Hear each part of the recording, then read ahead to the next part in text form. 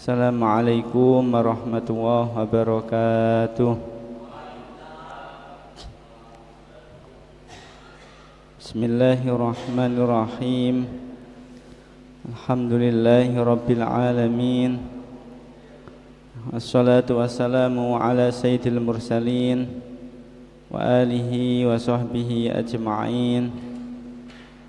Subhanaka la ilma lana illa ma 'allamtana innaka antal alimul hakim wa tub 'alaina innaka antat tawwabur rahim. Rabbi shrah li sadri wa yassir li amri wahlul 'uqdatam min lisani yafqahu qawli. Amma ba'du, para hadirin wal hadirat, para sepuh bini sepuh rahimakumullah.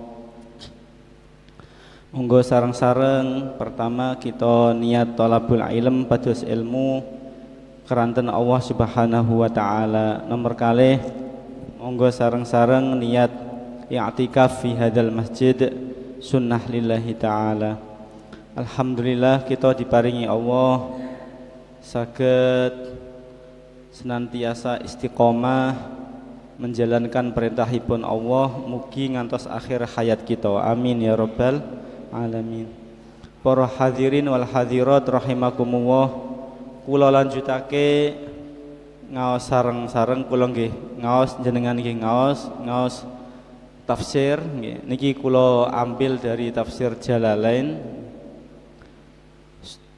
masih pada surah Al-Baqarah ayat 47. Engkang ajeng napa nyimak saged ngagem Al-Qur'an kula sumanggaake napa mirengake nggih. Monggo mugi-mugi tambah dinten tambah taqarrub kita dumateng Allah Subhanahu wa taala. Amin ya rabbal alamin. Allah Subhanahu wa taala dawuh, A'udzu billahi minasyaitonir rajim. Bismillahirrahmanirrahim. Ya bani Israil adhkuru ni'mati allati an'amtu 'alaikum wa anni faddaltukum 'alal 'alamin.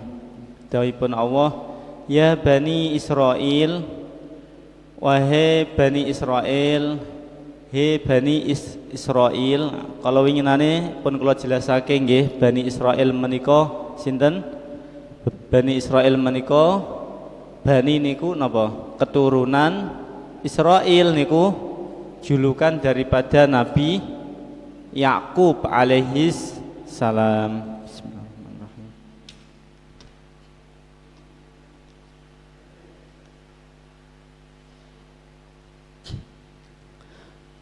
Dadosipun Bani Israil menika keturunan Nabi Yakub alaihis salam. Lajeng kalau Nabi Muhammad niku saking jalur Nabi Ismail alaihi salam. Gitu, riyen pun kula jelasake nggih. Nabi Ibrahim simah kalih Sayyidah Sarah. Diparingi Allah putra Nabi Ishak, tapi dangu mboten diparingi putra dangu. Saderengipun gadah putra Nabi Ibrahim menika simah kalih Sayyidah Hajar. Simahipun Nabi Ibrahim menika jelas-jelas mboten krana hawa nafsu nggih.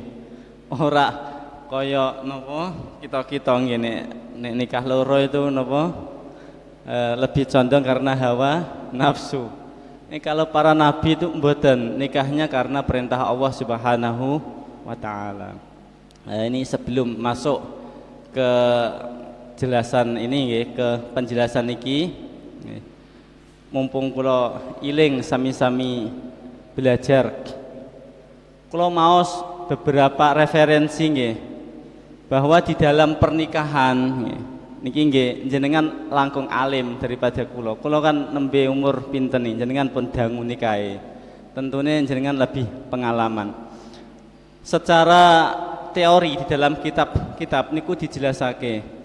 Nek tenggene pernikahan nggih, nek kepengin langgeng nomor setunggal niku didhawuhake ampun hitung-hitungan antara pasangan.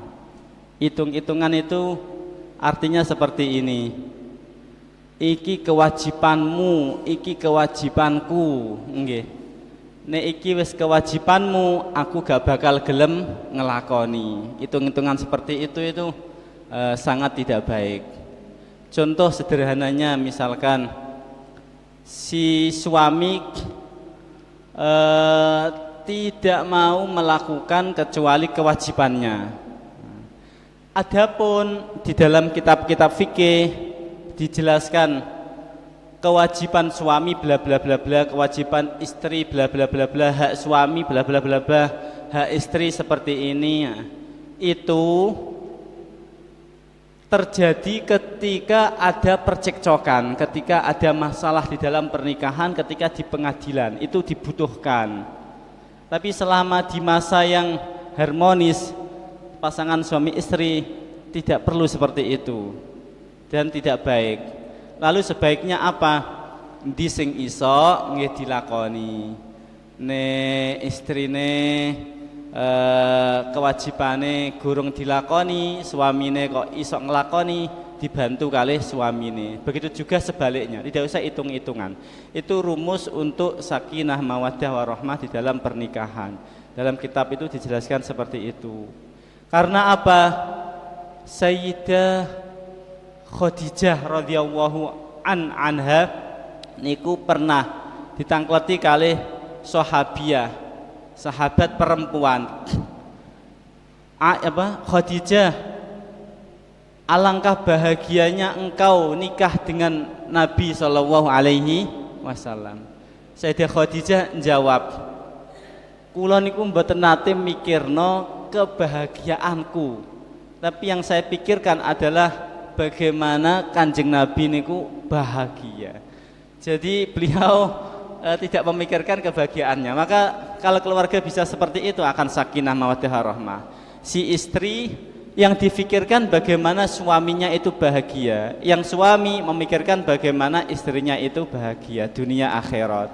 Si istri bangga ketika bisa suaminya itu menjadi seperti rajanya. Si suami bangga ketika istrinya bisa menjadi seperti ratunya. Maka kehidupan keluarganya akan sakinah mawaddah warahmah. Nomor kali di dalam hubungan suami istri di dalam beberapa referensi dijelaskan. Nah, ini kalau jenengan tentunya lebih alim karena lebih lama mengarungi kekeluargaan, mengarungi hidup rumah tangga dibanding saya. Tapi di dalam teori itu dijelaskan bahwa nomor 2, tradisikan saling menghargai. Jangan mentradisikan untuk mencela atau mencacat, walaupun itu hanya sekedar guyonan. Jauhi hal seperti itu. Dan ganti budaya dengan budaya saling menghormati antara pasangan suami istri. Contoh misalkan guyonan nggih, bojone nyuwun sewu nggih. Nah, misalkan kok ireng atau napa ngoten. Awakmu kok koyo dandang, walaupun guyonan seperti itu tradisikan untuk dihindari. Karena seperti itu mengajarkan pasangannya untuk mencela pasangannya kembali dan mengajarkan untuk membuka aib-aibnya walaupun hanya candaan. Dalam beberapa referensi dikatakan seperti itu. Lalu apa? Tradisikan untuk mengatakan yang baik. Masya Allah, sampai bujuki bojo itu untuk menyenangkan itu boleh dalam kitab itu. Misalkan masakannya gak enak, Masya Allah enak, padahal gak enak kasinan misalkan, itu diperbolehkan. Berarti hal seperti itu menunjukkan bahwa untuk mentradisikan saling menghormati di dalam rumah tangga itu sangat penting sekali.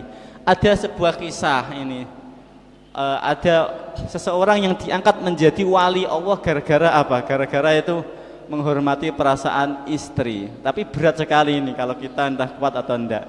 Sudah menikah, si istri itu ternyata diuji oleh Allah, kulitnya itu rusak, kulitnya itu hancur, cacat. Ya, wajahnya yang asalnya cantik berubah menjadi cacat. Maka si istri itu minder, takut kepada suaminya. Saat itu juga si suami itu pura-pura buta untuk menjaga perasaan mindernya istri, sampai seperti itu. Hingga akhirnya saat si istri itu meninggal, diketahui bahwasanya si suami itu sebetulnya tidak buta, hanya pura-pura buta. Insya Allah. Setidaknya apa ya, kita saling menjaga perasaan pasangan kita. Itu salah satu cara untuk bisa lebih harmonis di dalam keluarga. Kemudian yang berikutnya didawahkan oleh para ulama, untuk keberkahan dalam keluarga itu senantiasa menasehati agar memuliakan orang tuanya. Itu nanti di dalam keluarga akan semakin harmonis karena di situ ada keberkahan.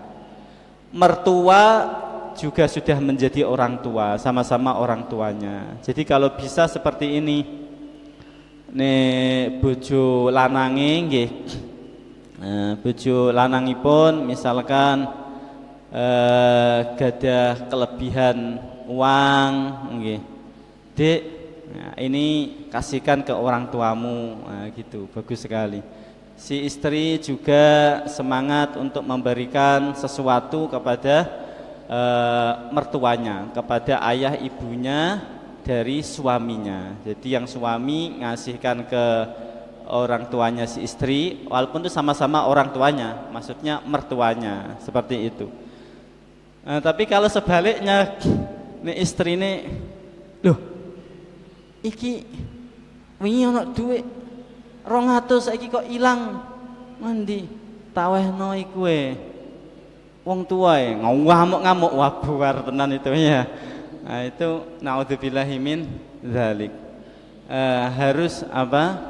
Nanti kalau bisa seperti itu akan semakin sakinah, mawaddah, warahmah. Para hadirin wal hadirat rahimakumullah. Kemudian yang terakhir ya, harus dilakukan karena mengikuti perintah Nabi, sunnah Nabi Sallallahu Alaihi Wasallam.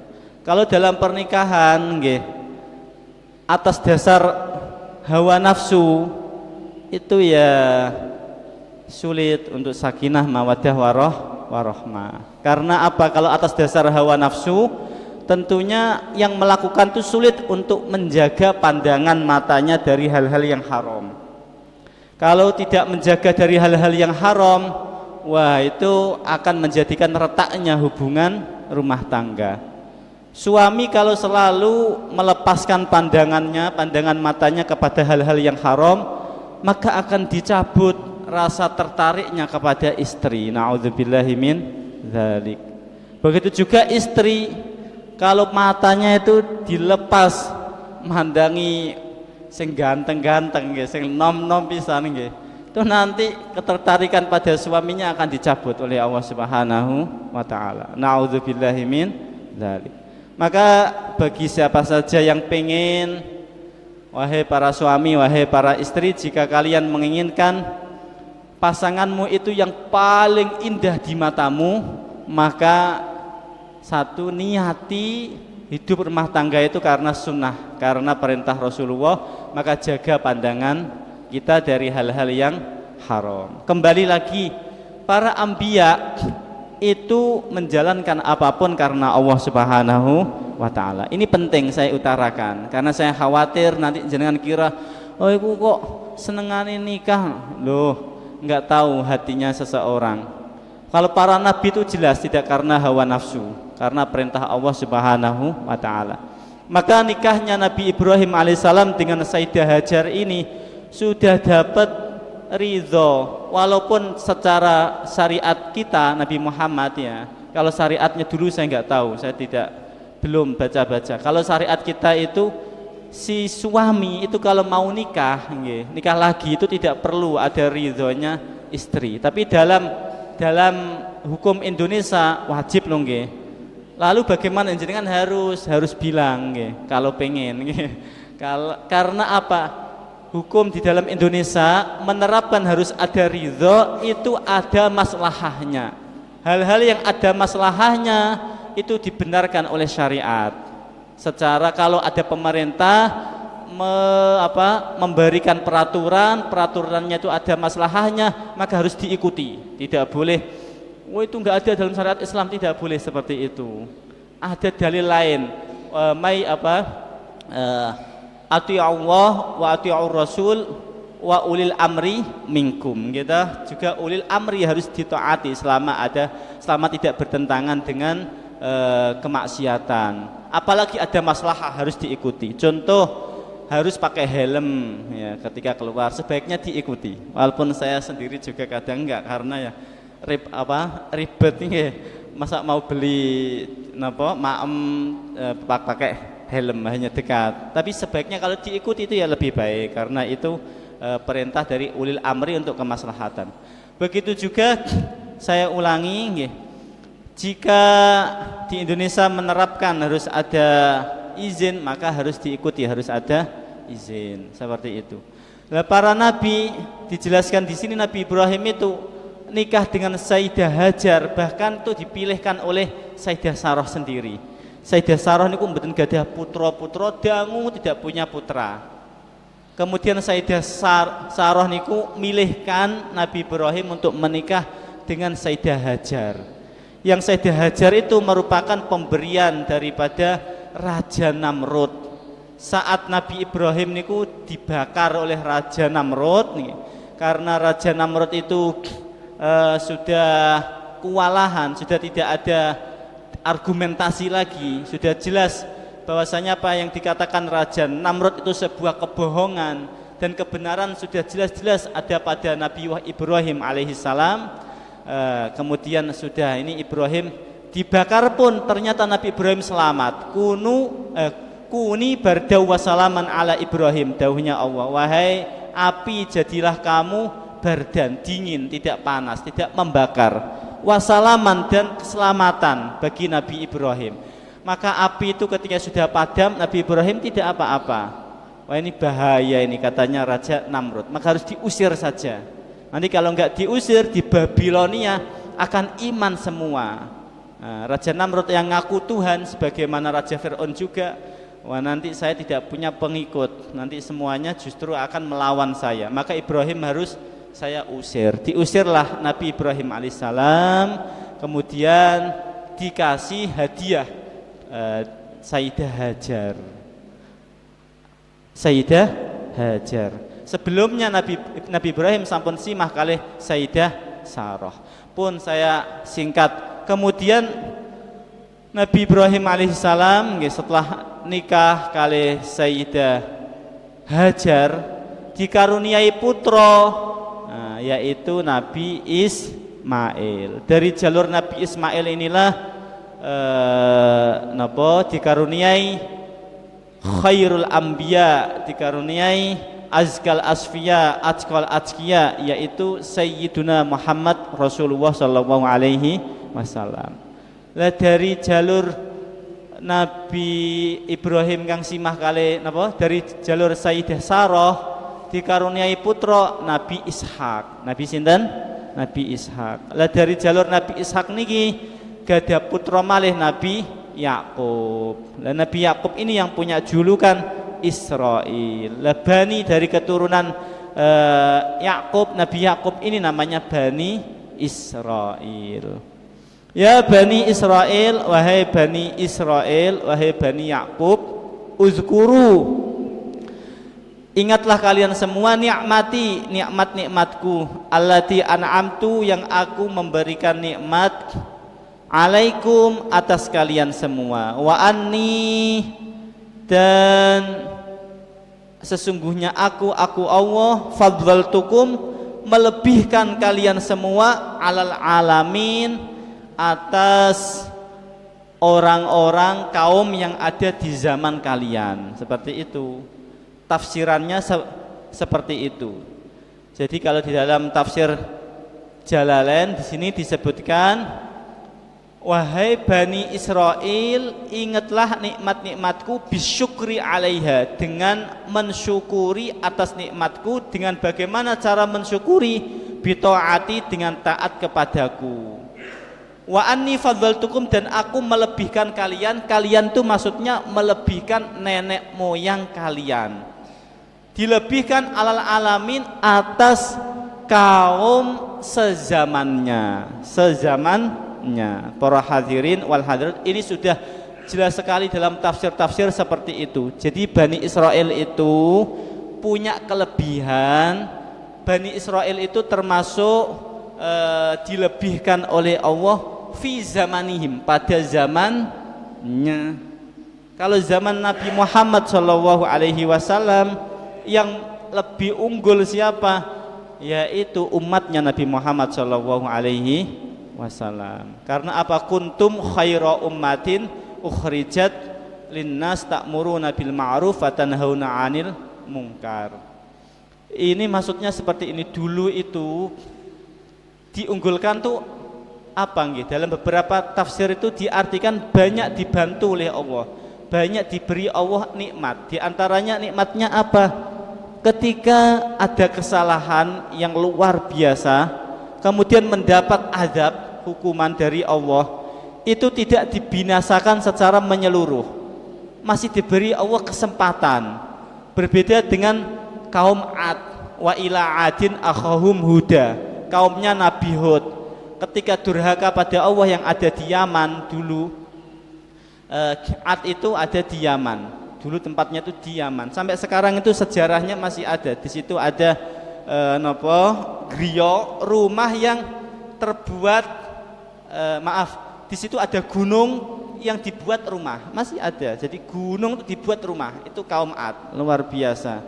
Itu kalau tukang sekarang aja kesulitan nggih, gunung damel omah. Kalau tukang sekarang kan pakai batu ditumpuk-tumpuk. Itu gunung diukir, dipakai rumah. Sampai sekarang masih ada sejarahnya.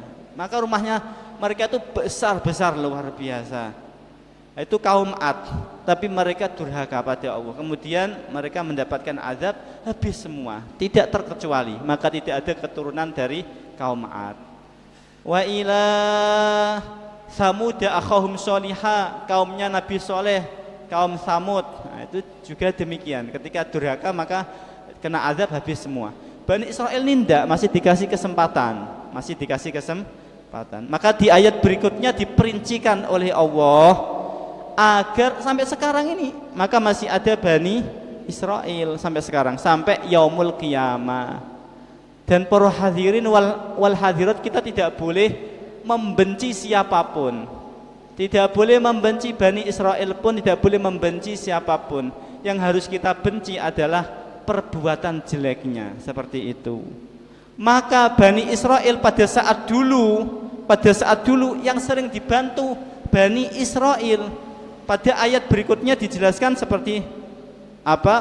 Wattaqu yaumal, pada ayat selanjutnya lagi, setelah ini, wattaqu yaumal la tajzi nafsun an nafsin syai'aw wa la yuqbalu minha syafa'atu wa la yu'khadhu minha 'adlu wa lahum yunsharun. Dawuhnya Allah ini untuk mengingatkan kita, yang ditujukan, yang yang ayatnya berbunyi ya Bani Israel, wahai Bani Israel. Walaupun seperti itu, sebetulnya al-ibrah bi umum, secara umum. Ini khitabnya juga mengenai kepada kita semua. Seperti itu nggih.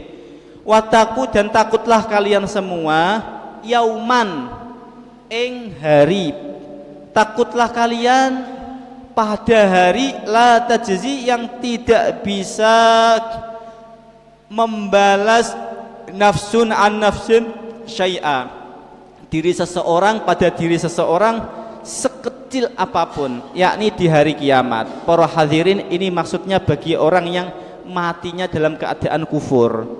Kalau mukmin maka bisa membantu. Maka ada orang mukmin memberikan syafaat kepada orang mukmin kalau sama-sama mukminnya. Ayah memberikan syafaat pada anaknya, anak memberikan syafaat pada orang tuanya. Apalagi orang-orang yang alim itu jelas hadis-hadisnya. Apalagi ahli Quran itu jelas hadis-hadisnya, bisa memberikan syafaat. Ketika yang dikasih syafaat itu adalah sama-sama mukminnya. Maka ayat di sini tidak bisa saling membalas itu ayil kafir, ayil kafaroh, yakni terhadap orang-orang yang kafir. Minha syafa'ah, Ai laisa laha syafa'ah, tidak ada syafaat baginya. Famalana min syafi'in, bagi yang kafir. Naudzubillah. Maka ketika ada teman, naudzubillah, misalkan di dunia ini dia akrab dengan orang yang tidak mukmin, misalkan akrab di dunianya, muamalahnya sama-sama saling menolongnya, misalkan ya, menolong secara muamalah duniawi, tidak mencampur adukkan ibadah. Besok di akhirat dia akan memberikan syafaat, tidak bisa kalau itu kafir. Naudzubillah, ada keluarga yang kafir, naudzubillah, maka ya tidak bisa yang mukmin memberikan syafaat padanya, tidak bisa. Kalau sama-sama mukmin jelas bisa, karena dalam hadis banyak sekali, dalam ayat lain juga ada. Wala yukhadhu minha adl, dan tidak bisa ditebus. Jadi orang yang kafir itu misalkan di dunia punya tanah 100 hektar, punya mobil 1000 Pajero dan 2000 Fortuner, kemudian di akhirat ini saya tebus dosa-dosaku, tak kasihkan semua ini, cuma-cuma, itu tidak berguna semua. Kekayaan di dunia tidak ada gunanya. Maka dikatakan orang mukmin walaupun toh di dunia ini misalkan nggih dodolan esna, ya misalkan nggih, tapi dia mukmin dibanding orang yang kafir nggih, kemudian punya tanah hektaran dan lain sebagainya, itu lebih mulia orang mukmin tersebut dan lebih agung pemberian nikmatnya dibandingkan orang tersebut. Karena apa? Saat ia wafat dalam keadaan mukmin, maka kekal selama-lamanya mendapatkan ridhonya Allah karena keimanannya. Orang yang kafir akan kekal, naudzubillah, hidup di dunia ini hanya sementara. Walahum yunsorun, dan tidak bisa ditolong mereka semua itu. Kemudian lanjutan ayatnya akan disebutkan oleh Allah perinciannya. Walaupun di surat Al-Baqarah ini tidak semua nikmat-nikmat yang Allah berikan kepada Bani Israel, hanya sebagian. Nomor 1 disebutkan di sini wa'id, dan ingatlah wahai Bani Israel. Ayat ini turunnya di Madinah. Di Madinah itu banyak sekali orang-orang Yahudi, keturunan Bani Israel dari jalur Yahuda. Yahuda itu saudara daripada Nabi Yusuf. Nabi Yusuf itu punya saudara ahada asyara, gitu, 11. Ini ra'aitu ahada asyara kaukaba wasyamsa wal qamara ra'aituhum lisajidin. Salah satu saudaranya bernama Yahuda. Dari jalur Yahuda ini yang dikenal dengan Yahudi. Nah, di Madinah waktu itu banyak sekali dari etnis, dari keturunan ini. Yang beberapa dari mereka beriman kepada Nabi Muhammad, mayoritas mereka kufur dan munafik. Maka ayat ini memerincikan, menyuruh agar mengingat bagaimana dulu nenek moyangmu itu juga banyak yang diangkat menjadi nabi.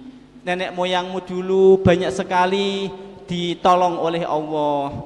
Di antaranya satu ini, wa idznat jainakum. Ingatlah wahai Bani Israel yang hidup di Madinah. Ini juga untuk kita semua. Ibrahnya umum, walaupun di sini disebutkan Bani Israel. Maka kita harus selalu juga mensyukuri nikmat Allah. Sekecil apapun itu nikmat Allah, maka itu agung. Dikasih Allah rezeki satu hari hanya dapat para istri misalkan kok suami ini pun sedinten angsal 20.000 syukuri mawon nggih. Alhamdulillah, semangati minjing niku nggih, mugi-mugi mawon angsal langkung kathah, malah nanti akan harmonis nggih. Kalau tidak seperti itu maka akan retak nanti hubungan kekeluargaan. Dan juga kita harus mengingat kita semua ini makhluknya Allah. Hak Allah untuk memberikan rezeki banyak maupun sedikit. Maka posisi kita ini bagaimana seorang hamba, seorang yang diciptakan, maka harus hanya mensyukuri. Alhamdulillah. Di sini nikmat yang pertama disuruh untuk mengingat, wahai Bani Israel, wa idzajainakum, ketika aku menyelamatkan kalian, maksudnya adalah nenek moyang kalian. Kenapa di sini kok enggak dijelaskan nenek moyang kalian? Karena dengan diselamatkan nenek moyang, begitu juga terselamatlah mereka. Mereka itu bisa hidup sampai sekarang karena nenek moyangnya itu masih diselamatkan, tidak habis. Nah, ini sampai jam 5:30 lebih 5 nggih. Nek jenengan napa kersa nggih lebih 7 nggih. Bahwa di sini dijelaskan nenek moyangnya masih diselamatkan, maka masih diberi Allah kesempatan dan keselamatan di dalam kehidupan dunia ini. Diselamatkan dari mana? Min ahli Fir'aun, dari kelompoknya Fir'aun. Nah, ini toh di awal tadi saya katakan toh kita itu membencinya karena apa? Perilaku kemaksiatan. Tidak boleh membenci makhluk, tidak boleh membenci dari sosok manusianya, tapi bencilah perbuatan tercelanya itu. Maka di sini yang diselamatkan adalah Bani Israel, yang dikutuk adalah ahli Fir'aun, yaitu kelompoknya Fir'aun. Ketika apa? Ketika kelompok Fir'aun itu pengikut Fir'aun dan Fir'aunnya, Fir'aun itu dari kalangan Kipti. Fir'aun itu ada di Musa. Nyuwun sewu, Fir'aun itu julukan raja. Jadi kalau dalam bahasa Inggris itu namanya Ramses. Kalau jenengan di Mesir akan ditulis Ramses I, Ramses II di dalam di Tahrir. Tahrir itu ada di jantung perkotaan Mesir ya. Kairo itu ibu kotanya, di tengah-tengah itu ada Tahrir. Tahrir itu apa ya? Nama jalan atau apa? Saya kurang tahu ya. Tahrir. Ya, saya pernah ke situ. Lah di situ ada muminya Firaun. Nggih. Lah Firaun itu dari Kipti. Lah Bani Israel itu ya dari keturunan Nabi Yakub. Yang mana Bani Israel saat itu banyak sekali di Mesir, juga beberapa di Palestina. Nah, itu Bani Israel di saat itu, di saat masanya Nabi Musa alaihissalam. Dan Nabi Musa belum lahir tatkala itu. Kemudian Fir'aun itu sudah menjadi raja ya. Fir'aun itu jadi raja dalam kitab dijelaskan 400 tahun. Jadi umurnya Fir'aun itu panjang. Dan Fir'aun itu makannya luar biasa. Kalau dalam kitab loh nggih. Saya nggak tahu apakah karena Fir'aun itu generasi dahulu yang berbeda dengan generasi sekarang, jadi umurnya panjang, makannya tuh dalam satu hari, dalam kitab dijelaskan tuh satu unta kecil. Jadi anak unta itu dipangan. Opo sakti, opo memang ukurannya makannya orang-orang dulu seperti itu. Saya baca seperti itu. Kemudian nyun sewu nggih, beraknya, biolnya itu 40 hari baru berak sekali. Entah Fir'aun itu karena sakti atau karena dulu itu seperti itu ya, Allahu a'lam. Dalam kitab redaksinya seperti itu. Saat Fir'aun ya, bermimpi bahwa di situ kerajaannya akan runtuh, yang ditafsirkan oleh kahana, para dukun-dukunnya mereka. Jadi Fir'aun itu punya kahana itu dukun-dukun ya. Saat ia mimpi kemudian ditakwilkan, oh ini akan muncul karena sinar itu ya, api itu munculnya dari Baitul Maqdis ya. Kemudian menyambar hingga di Mesir. Maka yang akan muncul ini dari Baitul Maqdis, dari kalangan salah satu dari Bani Israel, ini akan merobohkan kerajaanmu. Maka Fir'aun punya koror, punya peraturan saat itu, kebijakan, kalau ibu hamil dari Bani Israel maka harus dijaga, apalagi sudah mau melahirkan, harus dijaga dengan intensif, dengan dengan penjagaan yang sangat ketat. Saat lahir ternyata bayinya laki-laki, harus dibunuh saat itu. Saat perempuan yang lahir dibiarkan. Dalam kitab itu dijelaskan sampai 1 tahun itu. Peraturan itu berjalan selama 1 tahun. Itu 12.000 bayi dari Bani Israel itu mati, dibantai oleh Fir'aun. Dalam kitab seperti itu. Rolas sewun kuatah nggih. Nabi Musa alaihissalam wa auhayna ila ummi Musa apa itu? Lupa saya. Nanti bisa dilihat dalam surah Qasas nggih wonten nggih. Diwahyukan oleh Allah agar menghanyutkan putranya yakni Nabi Musa, diadai ke petinya, kemudian dihanyutkan di Sungai Nil. Dihanyutkanlah, maka tidak disembelih, sudah hilang, sudah hanyut, tapi diselamatkan oleh Allah Subhanahu wa taala. Ditemu oleh istrinya Fir'aun yang bernama Asia, bukan Aisyah tapi Asia. Karena Allah sudah menghendaki, ya Masya Allah ya, sebabnya macam-macam, perantaranya ada dihanyutkan, ditemu oleh istrinya Fir'aun, kemudian istrinya Fir'aun berkata kepada Fir'aun agar dijadikan anak ini sebagai anak angkat, sebagai qurratu ain dan lain sebagainya. Kemudian ya Allah gerakkan hati Fir'aun untuk menyetujui dan lain sebagainya, hingga akhirnya Nabi Musa alaihissalam itu selamat dan hidup di kerajaannya Fir'aun. Nabi Musa itu, kalau orang baik walaupun hidup di tempat yang penuh dengan kemaksiatan akan menjadi baik. Nabi Musa bahkan diangkat menjadi Nabi Allah Subhanahu wa taala. Di sini dijelaskan, ingatlah wahai Bani Israel, Yahudi yang ada di Madinah. Ini juga mengingatkan kepada kita semua. Saat nenek moyangmu, saat kalian semua diselamatkan dari Fir'aun. Saat Fir'aun itu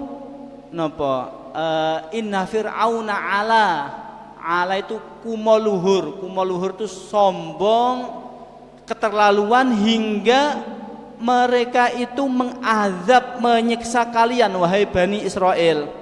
Mereka menyembelih anak-anak laki kalian, wa yastahyuna, dari haya. Haya itu artinya hidup. Yastahyu itu artinya apa? Membiarkan hidup. Dan mereka membiarkan hidup putri-putri kalian. Jadi kalau lahir putri dibiarkan hidup, kalau lahir laki-laki disembelih. Dan ini siksanya Fir'aun tidak hanya itu.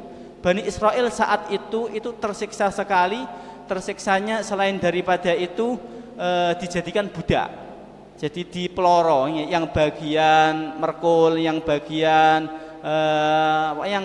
kasar-kasar itu dari Bani Israel, dan tidak digaji. Yang sudah tua-tua akan dikenai pajak yang sangat besar sekali. Jika tidak bisa akan dihukum mati dan lain sebagainya. Lah ini semua kalian wa fi dzalikum, dan itu semua balaun, sebuah ujian. Nah, di dalam tafsir itu tapi dijelaskan seperti ini, bala, ujian itu tidak hanya hal yang sifatnya menyakitkan, kenikmatan pun namanya ujian. Dalam tafsir seperti itu. Ya memang kalau kita angan-angan kan ya seperti itu. Juga di dalam ayat dalam surat Tabarok kan jelas alladzi khalaqal mauta wal hayata liyabluwakum ayyukum ahsanu amala. Jadi ibtila, bala itu ya kenikmatan maupun hal yang tidak nikmat. Dikasih umur oleh Allah itu ya bala. Bala itu maksudnya ujian, diuji oleh Allah.